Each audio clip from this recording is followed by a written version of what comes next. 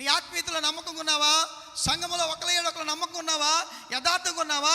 ఒకడి అభివృద్ధి కొరకు ఒకటి పాటుపడాలని, ఒకటి మేలు కొరకు మేలు చేసుకోమని, ఉన్నత స్థాయికి వెళ్ళాలని ప్రయాసపడమని దేవుడు చెప్తున్నట్టుగా ఆ ప్రయాసలో మనం ఉన్నామా? లేకపోతే వెళ్ళేవాడిని ఎదిగేవాడిని మనకు కిందకి లాగే ప్రయాసలో మనం పడుతున్నాం. ఒక మాట ద్వారా ఒకడు బాధపడుతున్నాడా? ఒక మాట ద్వారా ఒకడు వేదన పడుతున్నాడా? ఒక మాట ద్వారా ఎవరైనా సరే ఇబ్బంది పడుతున్నారా?